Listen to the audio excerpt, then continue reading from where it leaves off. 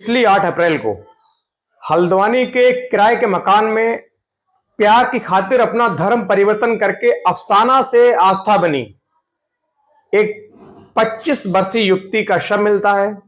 Police को सूचना दी जाती है, पुलिस मौके पर पहुंचती है। उसके बाद पुलिस कातिल को पकड़ने के लिए टीमें गठित करती है, यानी कि यहां तक आगरा, मथुरा, बेंगलुरु, रुद्रपुर, अयोध्या, जयपुर टीमें जाती हैं, लगातार ताबड़तोड़ छापेमारी करती हैं, लेकिन कोई सफलता नहीं मिलती है। तभी अचानक मथुरा से ऐसा क्लू मिलता है। उस क्लू के आधार पर उसके पति सौरभ को उत्तराखंड के ही रुद्रपुर से गिरफ्तार कर लिया जाता है।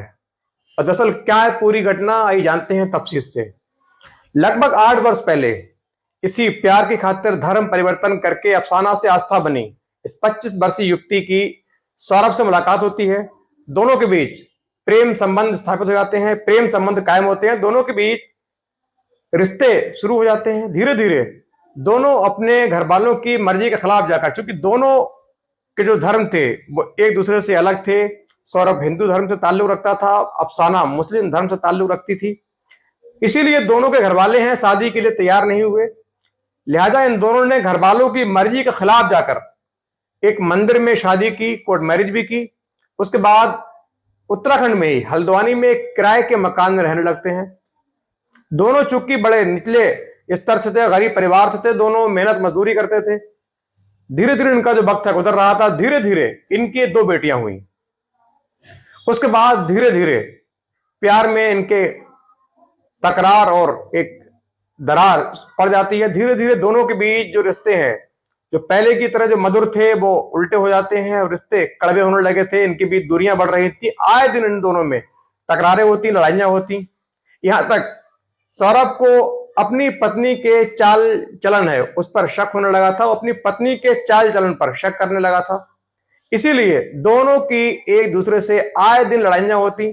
सौरभ चूंकि नशेड़ी था, बड़ी मात्रा में अल्कोहल का सेवन करता था, शराब पीकर रोजाना घर लौटता था, इसलिए भी पत्नी से उसकी रोजाना लड़ाइयां होती। धीरे धीरे इनकी लड़ाई है ये उग्र रूप लेने लगी, विकराल रूप धारण करने लगी।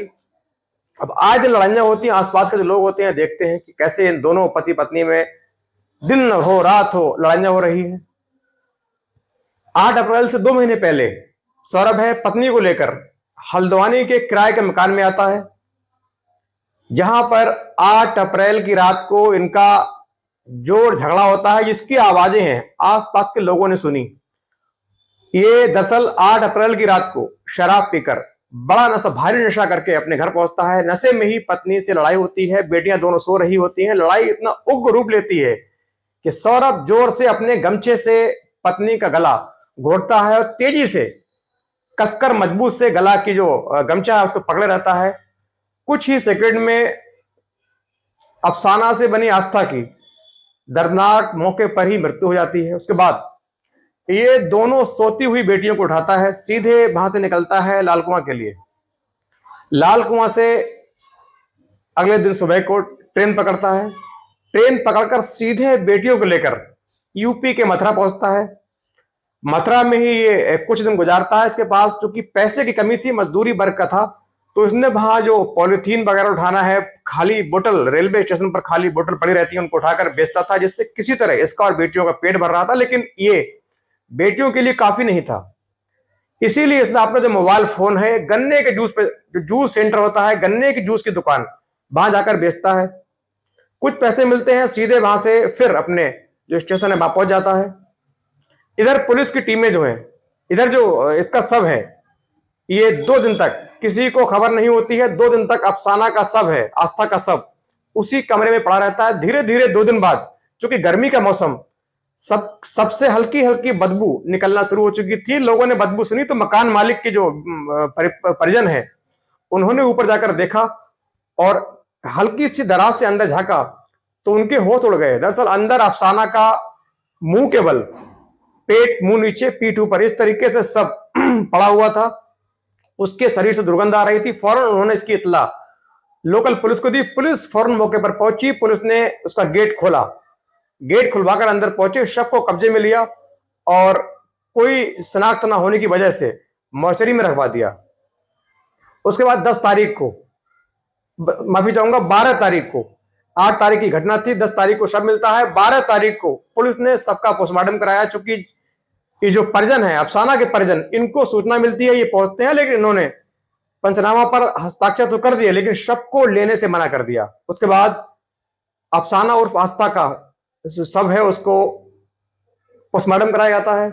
उसके बाद पोस्टमार्टम करा के सीधे उसके जो ससुराली जन है, जो सौरभ के परिजन है, उनके हवाले किया जाता है, क्योंकि अफसाना के परिजनों ने सबको लेने से साफ तौर पर मना कर दिया था। उसके बाद जो पुलिस है सीधे मथुरा पहुंची, उसका जो नंबर है इसको सर्विलांस पर लगाया। सीसीटीवी कैमरे की फुटेज से क्या सहारा लिया गया, टीमें गठित की गई।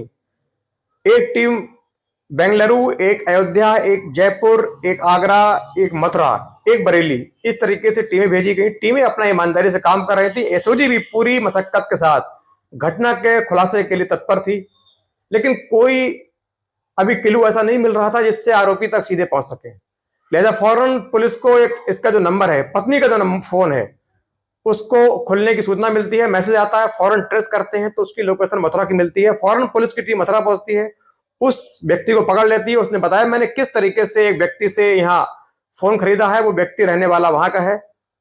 उसके बाद फौरन पुलिस और टीमें गठित करती है और जो इनपुट है उनका सहारा लेती है, मुखबिर सक्रिय करती है। तो पुलिस को मालूम चलता है कि उसका जो पति है सौरभ, वो इस वक्त रुद्रपुर आने वाला है, पहुंचने वाला है, बेटियों के साथ उनके कुछ कागजात लेने के लिए सीधे रुद्रपुर आने वाला है। पुलिस की पूरी टीमें वहां पहुंच जाती हैं, अपना जाल बिछा देती हैं, और जैसे ही सौरभ वहां पहुंचता है तो सौरभ को फौरन पुलिस की टीमें गिरफ्तार कर लेती हैं और पकड़ लेती हैं। सौरभ ने बड़ी आसानी से अपना गुनाह कबूल कर लिया और बता दिया कि मैंने किस तरीके से अपनी पत्नी की हत्या की है, मुझे इसके चरित्र पर शक था और मैंने इसे प्रेम विवाह किया था।